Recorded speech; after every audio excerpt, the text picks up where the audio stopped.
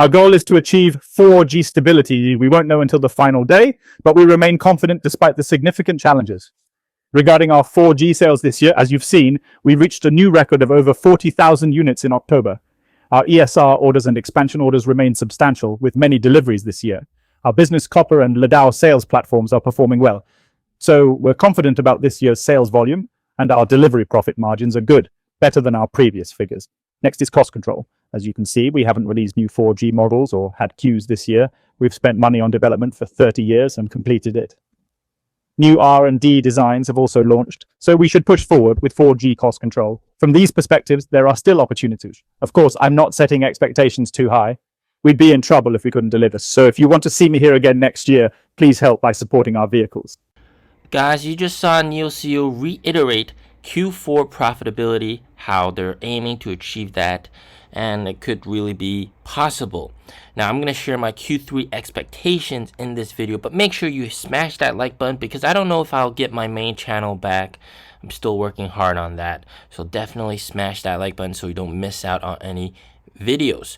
Now, in terms of this clip that you just saw, one key important metric, one important thing was that he said they spent all that money on in Q3, basically the vehicle launches, all that kind of stuff.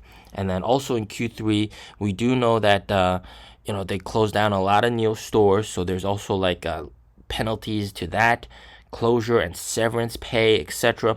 So I don't expect Q3 to really be profitable. Okay, Q3, I think it's in the bag that nobody thinks it's going to be profitable. But, however, one key important metric is to see how close they are to profitability in terms of the CEO interview afterwards, right? The Q&A afterwards.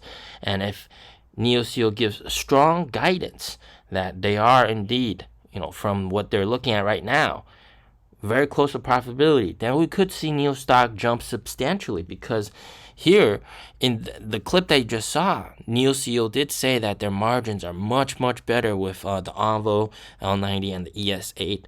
So I think it's really all about Q4 and really not about Q3, because Q3 numbers won't look too good.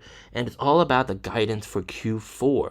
And in fact, I could see that the expenses be a little bit scary, in the sense that they might be a little bit high in terms of the severance pay and all that kind of payments and penalty fees, and also launching the new cars, etc.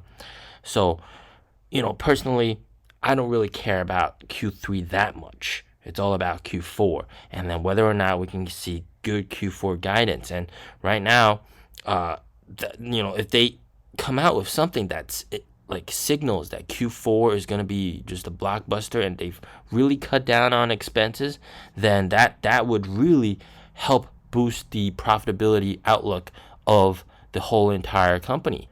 Now, in terms of total losses, last quarter in Q2, they had 697 million in net losses.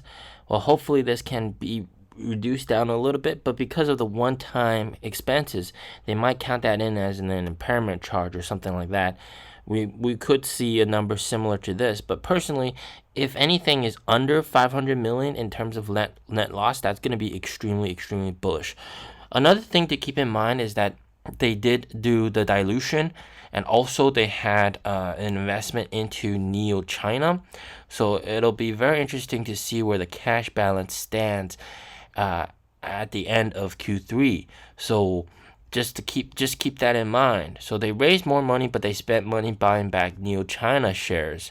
So what's the cash position going to look like on that front? And then in terms of deliveries, is NIO able to expand deliveries further? Okay, and also we know that the franchise partners around the globe, they're coming into effect, and then NIO is shipping cars to them, and essentially a small portion of that will also be counted as deliveries and sales. So that could actually really help boost NIO's Q4 outlook, even more. So personally, I'm not expecting too much from Q3. It's all about what he says about Q4. And if he says some good stuff about Q4, then the NIO stock could jump. But I just want you guys to be ready for those one-time expenses, one-time charges, because they're closing down all those NIO stores, etc. And that could really, factor into the earnings and losses. Also, they did all the launch events in Q3, the ES8 and the Alva L90 launch events. Both of them are in Q3. So, of course, those are pretty expensive to do. So just keep that in mind. And demand, in terms of demand, there's no problem with demand. Cars are selling like crazy. Lots of people buying the cars. Stores very jam-packed. And perfect product. Yeah. So it's all about execution now, and then cutting down expenses, optimization. I think they can achieve it. It's very possible. As always, stay safe, stay healthy. Peace out.